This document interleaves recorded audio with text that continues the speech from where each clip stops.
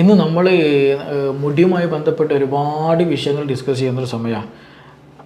മുടി പൊട്ടുന്നത്, മുടി കൊഴിയുന്നത്, അകാല നിരയുടെ ഇഷ്യൂസ്, പിന്നെ താരൻ്റെ പ്രശ്നങ്ങൾ, മുടി വരാത്ത അലോപേഷ്യ എന്ന് പറയുന്ന തീരെ മുടി വരാത്തൊരവസ്ഥകൾ, ഭക്ഷണമായിട്ട് എന്ത് ചെയ്യണം, നമ്മൾ കഴിക്കാൻ ശ്രദ്ധിക്കുക വേണം. അത് അപ്പോൾ ഈ നറിഷ്മെൻറ്റ് വളരെ ഇമ്പോർട്ടൻ്റ് ആണ്. നേരത്തെ പറഞ്ഞ പോലെ സെലീനിയം, പിന്നെ അതുപോലെ വൈറ്റമിൻ ഡിയും B12ഉം അയണും ഇതൊക്കെ എന്താണ്, ഫോളേറ്റ് പോലെയുള്ളതൊക്കെ ഇതിന് വളരെ ഇമ്പോർട്ടൻ്റ് ആണ്. നമ്മൾ എക്സ്റ്റേണൽ മാത്രം അപ്ലൈ ചെയ്തുകൊണ്ട് കാര്യമില്ല. ഇൻറ്റേർണലി നമ്മൾ എന്ത് ചെയ്യണം, വേണ്ട നമ്മുടെ ബോഡിക്ക് വേണ്ട നമ്മൾ ശരിയായ രീതിയിൽ മെലാനിൻ പ്രൊഡക്ഷൻ നടത്താനും നല്ല ഹോർമോൺ പ്രൊഡക്ഷൻ നടത്താനും നല്ല ഹെൽത്തി സ്കിന്നും ഹെൽത്തി റൂട്ട് ലഭിക്കാനൊക്കെ എന്ത് ചെയ്യണം, അതിന് വേണമെന്നുണ്ടെങ്കിൽ നല്ല രീതിയിലുള്ള ഈ കമ്പോണൻസുകൾ ലഭിക്കണം. നല്ല ഡയറ്റ് നമ്മൾ ശ്രദ്ധിക്കണം. നന്നായിട്ട് അതുമായി ബന്ധപ്പെട്ട മെഡിസിൻസ് ചിലപ്പോൾ നമ്മൾ കഴിക്കേണ്ടി വരും. ഹലോ എവരിവൺ, ഞാൻ doctor Siraj, medical officer QNB hospital, Koduvally. അകാല നര. ഇന്ന് നമ്മൾ മുടിയുമായി ബന്ധപ്പെട്ട് ഒരുപാട് വിഷയങ്ങൾ ഡിസ്കസ് ചെയ്യുന്നൊരു സമയമാണ്.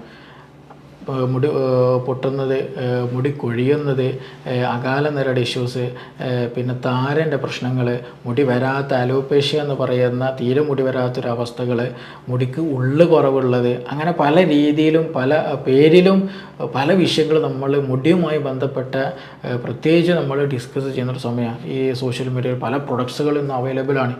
അതിൽ ഇന്ന് ഏറ്റവും ലീസ്റ്റായിട്ട് ഡിസ്കസ് ചെയ്യുന്നൊരു വിഷയമാണ്, ഏറ്റവും കുറവ് ഡിസ്കസ് ചെയ്യുന്നൊരു മാറ്ററാണിത്, അകാല നിര എന്നുള്ളത്. അതുകൊണ്ട് തന്നെ പലപ്പോഴും പല സുഹൃത്തുക്കളും പലപ്പോഴും ക്ലിനിക്കുകളിൽ വരെ എൻക്വയറീസ് വരുന്നത് ഇതുമായി ബന്ധപ്പെട്ടുള്ളതാണ്. ഈ അകാല നിര വരുന്നത് എന്തുകൊണ്ടാണ്, അതിനെന്തെങ്കിലും മരുന്നുണ്ടോ, ഇനി ചില ആളുകൾ പറയുന്നത് ഇനി വരുന്നത് നമുക്ക് ശ്രദ്ധിക്കാനേ കഴിയുള്ളൂ, വന്നത് നമുക്ക് മാറ്റാൻ കഴിയില്ല.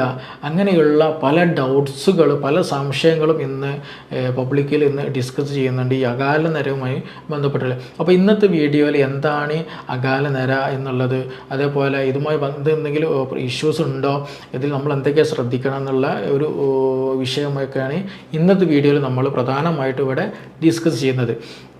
നമ്മൾ ആദ്യം മനസ്സിലാക്കേണ്ട ഒരു വിഷയം, എങ്ങനെയാണ് ഈ മുടിക്ക് കളറ് ലഭിക്കുന്നത് എന്നുള്ളതാണ്.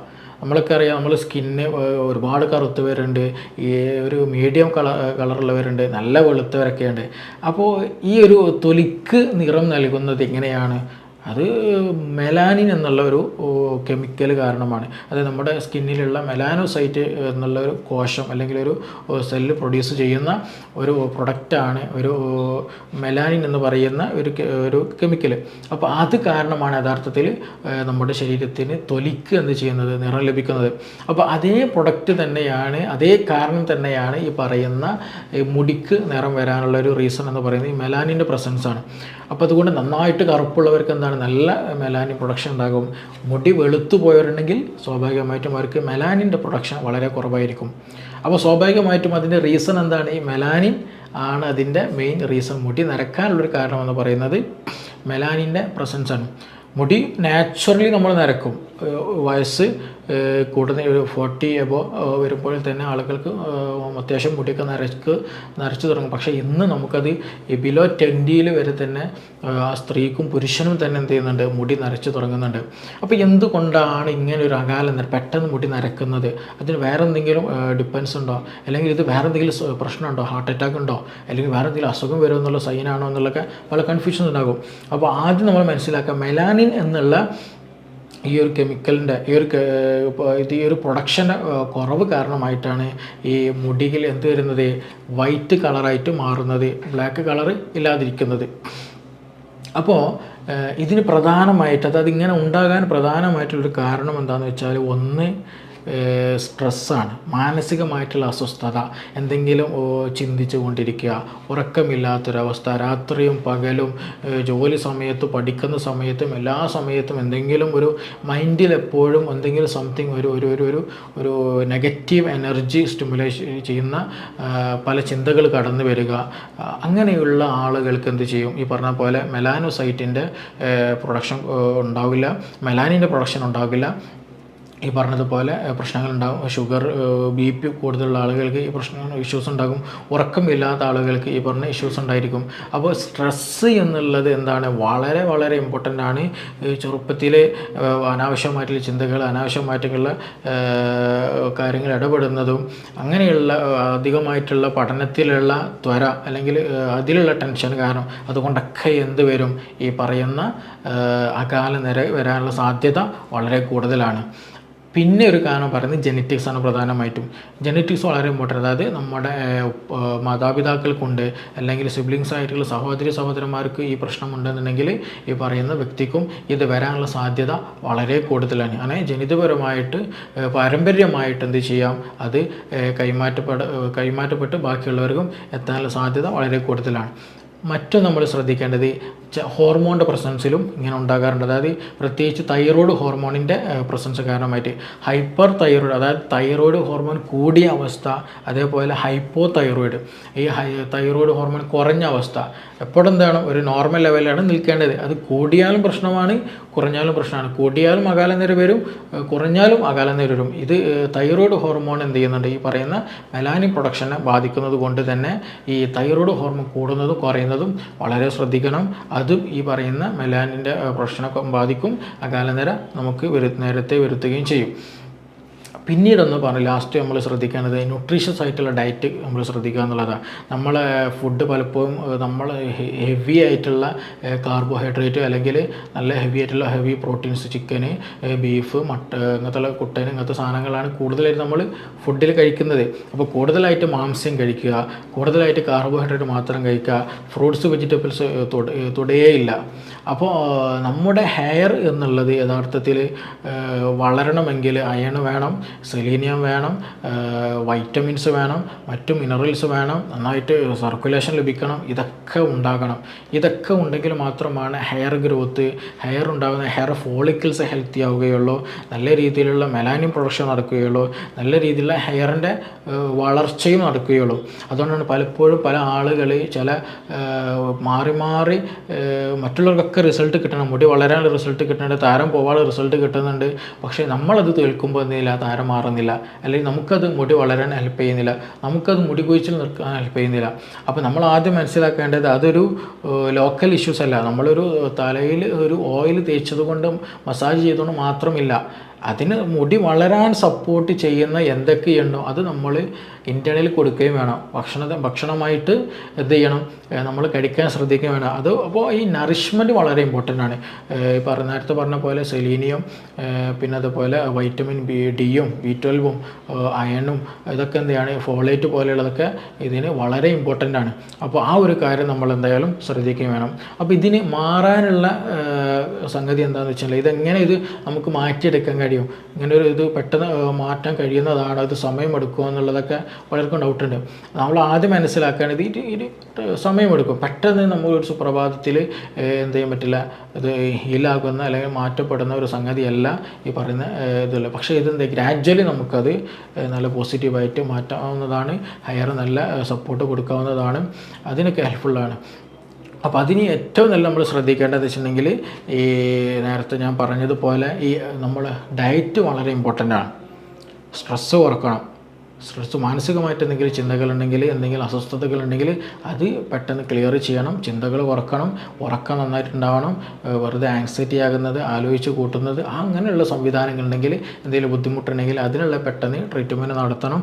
അതിനെന്തെങ്കിലും ആരെങ്കിലുമായിട്ട് കൗൺസിലിങ്ങോ കാര്യങ്ങളുണ്ടെങ്കിൽ അത് ചെയ്തിട്ട് ആ ഒരു മനപ്രയാസം എന്ത് ചെയ്യണം, നമ്മുടെ ഹൃദയത്തിൽ നിന്ന് മാറ്റണം, ശ്രദ്ധിക്കേണ്ടതുണ്ട്.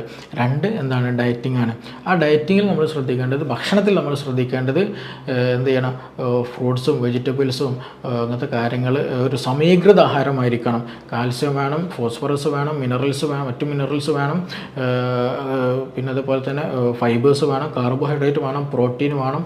എല്ലാം അടങ്ങിയിട്ടുള്ള വെജിറ്റബിൾസും ഫ്രൂട്ട്സും ചിക്കനും പ്രോട്ടീനും അതുപോലെ കാർബോഹൈഡ്രേറ്റും അമിതമാകാത്ത കാർബോഹൈഡ്രേറ്റും എല്ലാം അടങ്ങിയിട്ടുള്ള ഒരു സമീകൃത ആഹാരം വേണം. അങ്ങനെ ഉണ്ടെങ്കിൽ മാത്രമാണ് ശരിയായ രീതിയിലുള്ള വർക്കിംഗ് നമ്മൾ നടക്കുകയുള്ളൂ. ഏതെങ്കിലും ഒരു മിനറൽസിന് കുറവുണ്ടെങ്കിൽ എന്ത് ചെയ്യും, സ്വാഭാവികമായിട്ടും ആ ഒരു പ്രൊഡക്ഷൻ ശരിക്കും നടക്കില്ല. അങ്ങനെ വരുമ്പോൾ അതിൻ്റേതായുള്ള പ്രശ്നങ്ങളുണ്ടാവും. അപ്പോൾ നമ്മൾ എന്ത് ചെയ്യണം, നമ്മുടെ ഭക്ഷണത്തിൽ ഇത് ഉൾപ്പെടുത്താൻ ശ്രദ്ധിക്കണം. പ്രത്യേകിച്ച് ഞാൻ നേരത്തെ പറഞ്ഞ പോലെ അയൺ നമ്മൾ ഓക്സിജൻ എന്ത് ചെയ്യണം, എല്ലായിടത്തും ഓക്സിജൻ എത്തിയെങ്കിൽ മാത്രമേ വർക്കിംഗ് ഉണ്ടാവുള്ളൂ. നമുക്കറിയാവുന്ന കോമൺ കാര്യമാണ്. അപ്പോൾ അതുകൊണ്ട് തന്നെ പല ആളുകൾക്ക് അനീമിക് ആയിട്ടുള്ളവരുണ്ടായിരിക്കും, പക്ഷേ അയൺ ടാബ്ലറ്റ് എടുക്കേണ്ട കണ്ടീഷൻ ഉണ്ടായിരിക്കും. അപ്പോൾ അതുകൊണ്ട് അവരെന്ത് ചെയ്യണം, സർക്കുലേഷൻ കൂട്ടുന്നതിനും അനീമിയ മാറ്റുന്നതിനൊക്കെ വേണ്ടിയിട്ട് എന്ത് ചെയ്യണം, അയൺ ടാബ്ലറ്റ് ഡോക്ടറെ കണ്ടിട്ട് എടുക്കേണ്ടി വരും. പിന്നെ അതുപോലെ തന്നെ സെലീനിയം, അതൊരു ആൻറ്റി ഓക്സിഡൻ്റ് ആയിട്ടുള്ള കാര്യങ്ങൾ ഒരുപാട് ഹെൽപ്പ് ചെയ്യുന്നതാണ് ഈ സെലീനിയം എന്ന് പറയുന്നത്. അപ്പോൾ അത് അടങ്ങിയിട്ടുള്ള നല്ല ലീഫി വെജിറ്റബിൾസുകളും കാര്യങ്ങളും എന്ത് ചെയ്യണം, നമ്മൾ കൂടുതലായിട്ട് കഴിക്കുക. അതേപോലെ തന്നെ വൈറ്റമിൻ B12, പ്രത്യേകിച്ച് കേട് അല്ലേ, തൈര്, ചീസ് പോലെയുള്ള ഡയറി പ്രൊഡക്ട്സുകൾ എന്ത് ചെയ്യണം, നമ്മുടെ ലൈഫ് സ്റ്റൈൽ ഉൾപ്പെടുത്താൻ ശ്രദ്ധിക്കുക. പിന്നെ അതുപോലെ വൈറ്റമിൻ ഡി നമ്മുടെ ഇൻഫ്ലമേഷൻ കുറക്കാനും അതുപോലെ തന്നെ ഹെൽത്ത് ഇമ്മ്യൂണിറ്റി കൂട്ടാനൊക്കെ ഒരുപാട് ഹെൽപ്ഫുൾ ആക്കുന്നതാണ്. അപ്പോൾ നമ്മളെ റൂട്ട് ഓഫ് ഹെയർ ഉണ്ട്, ഹെയർ ഫോളിക്കൽ നല്ല ഹെൽത്തി ആയിട്ട് കൊണ്ടെടുക്കാനൊക്കെ ഈ വൈറ്റമിൻ ഡി നമ്മളെ ഹെൽപ്പ് ചെയ്യുന്നതാണ്. അപ്പോൾ നമ്മുടെ ഫുഡിൽ എന്ത് ചെയ്യണം, ലീഫി വെജിറ്റബിൾസ് കൂട്ടുക, പിന്നെ നട്ട്സുകൾ കൂട്ടുക, പീസ് ഐറ്റംസുകൾ കൂട്ടണം. അതുപോലെയുള്ള ഈ നേരത്തെ പറഞ്ഞ ഡയറി പ്രൊഡക്ട്സുകൾ അധികമായിട്ട് കൂട്ടുക. ഇനി ഇതിനൊക്കെ പുറമെ തന്നെ ഇതൊക്കെ ശ്രദ്ധിക്കുന്നതിന് കൂടെ തന്നെ നമ്മൾ എന്ത് ചെയ്യണം, നമ്മുടെ ചില ഹാബിറ്റ്സുകൾ എന്ത് ചെയ്യും, നമ്മൾ ഈ മുടി നരക്കാൻ കാരണമാകും. എസ്പെഷ്യലി സ്മോക്കിംഗ് വളരെ ഡേഞ്ചറാണ് ഈ വിഷയത്തിൽ. അവർക്ക് നേരത്തെ മുടി നരക്കാനുള്ള സാധ്യത വളരെ കൂടുതലാണ്. കാരണം സ്മോക്കിംഗ് കാരണമായിട്ട് ശരിയായ രീതിയിൽ സർക്കുലേഷൻ ലഭിക്കില്ല. ശരിയായ രീതിയിൽ സർക്കുലേഷൻ ലഭിക്കാത്തത് കൊണ്ട് തന്നെ ഈ എക്സ്റ്റേണൽ ആയിട്ടുള്ള ഏറ്റവും എൻഡിങ് ലെവലിലുള്ള ചെറിയ കാപ്പിലറീസിനൊക്കെ ഡാമേജ്ഡ് ആകും. ശരിയായ സർക്കുലേഷൻ നടക്കില്ല. അവിടെ ശരിയായ രീതിയിലുള്ള നേരത്തെ പറഞ്ഞതുപോലെയുള്ള കമ്പോണൻസുകൾ എത്തില്ല. നല്ല രീതിയിൽ മെലാനിൻ പ്രൊഡക്ഷൻ നടക്കില്ല. മുടി എന്ത് ചെയ്യും, പെട്ടെന്ന് കൊഴിയുകയും ചെയ്യും, പെട്ടെന്ന് ഇൻഫ്ലമേഷൻ വരും, മറ്റു പല ഇഷ്യൂസ് ഉണ്ടാകും. കൂടാതെ മുടി നരക്കാനൊരു റീസൺ ആവുകയും ചെയ്യും. അപ്പോൾ അതുകൊണ്ട് എന്താ വെച്ചാൽ അങ്ങനെയുള്ള വല്ല ഹാബിറ്റ്സുകൾ ഉണ്ടെങ്കിൽ, ആൽക്കഹോൾ യൂസേഴ്സ് കൂടുതലായിട്ടുണ്ടെങ്കിൽ, കൂടുതലായി സ്മോക്കിംഗ് ഉണ്ടെങ്കിൽ, അങ്ങനെയുള്ള ഇഷ്യൂസ് എന്തെങ്കിലും ഹാബിറ്റ്സുകൾ ഉണ്ടെങ്കിൽ എന്ത് ചെയ്യണം, അത് മാറ്റാനും ശ്രദ്ധിക്കണം. അപ്പോൾ ഇതൊരു മാറാരോഗമല്ല, മനസ്സിലായില്ല, ഇതൊരു മാറാ രോഗമല്ല. പക്ഷെ എന്ത് ചെയ്യണം, നമ്മുടെ ലൈഫ് സ്റ്റൈൽ മെയിൻറ്റെയിൻ ചെയ്യുക എന്നുള്ളത് വളരെ ഇമ്പോർട്ടൻ്റ് ആണ്. കേവലം ഏതെങ്കിലും ഒരു പ്രൊഡക്ട്സ് നമ്മൾ എക്സ്റ്റേണലി തലയിൽ പുരട്ടത് കൊണ്ട് മാത്രം ഇതെന്ത് ചെയ്യുന്നില്ല. ഇത് മാത്രമല്ല, ചില ആളുകൾക്ക് മുടി കൊഴിച്ചിലുണ്ടാവും. ആ മുടി കൊഴിച്ചിലുണ്ടാകും, അവരതൊരു പല ആളുകളും പറഞ്ഞ് അവർക്കൊക്കെ റിസൾട്ടുള്ള ഒരു പ്രൊഡക്റ്റ് യൂസ് ചെയ്യും. പക്ഷേ അവർക്കത് ഒരു റിസൾട്ട് ഉണ്ടാവില്ല. അവർക്ക് നല്ല താരേൻ്റെ പ്രശ്നം ഉണ്ടാവും, ചിലപ്പോൾ മുടി കൊഴിച്ചിലിൻ്റെ പ്രശ്നം ഉണ്ടാവും. അങ്ങനെയുണ്ട് ചില ഇഷ്യൂസുകളുണ്ട്. അതായത് ബാക്കിയുള്ളവർക്ക് അത് റിസൾട്ട് ഉണ്ടാവും, പക്ഷേ എനിക്ക് മാത്രം അത് ഫലവത്താകുന്ന, അല്ലെങ്കിൽ എനിക്കതിന് റിസൾട്ട് ഇല്ല എന്നുള്ളത്. അതിന് കാരണം വേറെ ഒന്നുമല്ല, നമ്മൾ എക്സ്റ്റേണൽ മാത്രം അപ്ലൈ ചെയ്തുകൊണ്ട് കാര്യമില്ല. ഇൻറ്റേർണലി നമ്മൾ എന്ത് ചെയ്യണം, വേണ്ട നമ്മുടെ ബോഡിക്ക് വേണ്ട നമ്മൾ ശരിയായ രീതിയിൽ മെലാനിൻ പ്രൊഡക്ഷൻ നടത്താനും, നല്ല ഹോർമോൺ പ്രൊഡക്ഷൻ നടത്താനും, നല്ല ഹെൽത്തി സ്കിന്നും ഹെൽത്ത് റൂട്ട് ലഭിക്കാനൊക്കെ എന്ത് ചെയ്യണം, അതിന് വേണമെന്നുണ്ടെങ്കിൽ നല്ല രീതിയിലുള്ള ഈ കമ്പോണൻസുകൾ ലഭിക്കണം. നല്ല ഡയറ്റ് നമ്മൾ ശ്രദ്ധിക്കണം. നന്നായിട്ട് അതുമായി ബന്ധപ്പെട്ട മെഡിസിൻസ് ചിലപ്പോൾ നമ്മൾ കഴിക്കേണ്ടി വരും. അപ്പോൾ ചുരുക്കി പറഞ്ഞാൽ എന്ത് ചെയ്യണം, നമ്മൾ ഇൻറ്റേർണലി ശ്രദ്ധിക്കണം, എക്സ്റ്റേണലി ശ്രദ്ധിക്കണം. അപ്പോൾ ഇതൊരു മാറാ രോഗമല്ല. നമുക്കത് പതിയെ പെട്ടെന്ന് മാറ്റാൻ കഴിയില്ല. പക്ഷേ പതിയെ നമുക്ക് നല്ല പോസിറ്റീവ് റിസൾട്ട് ഉണ്ടാക്കാൻ കഴിയാവുന്നതാണ്. നല്ല രീതിയിൽ മെലാനിൻ പ്രൊഡക്ഷനും നമ്മുടെ ഹെയർ റൂട്ടുകളിലൊക്കെ ഉണ്ടാക്കാവുന്നതാണ്. അപ്പോൾ ഇതുമായി ബന്ധപ്പെട്ട എന്തെങ്കിലുമൊക്കെ സംശയങ്ങളോ കൂടുതൽ അറിയാനോ ഉണ്ടെങ്കിൽ നിങ്ങൾക്ക് ഈ നമ്പറിൽ ബന്ധപ്പെടാവുന്നതാണ്. തീർച്ചയായും നമുക്കിനി മറ്റൊരു വീഡിയോയുമായിട്ട് മറ്റൊരു വിഷയത്തിൽ മറ്റൊരു സമയത്ത് വീണ്ടും കണ്ടുമുട്ടാം.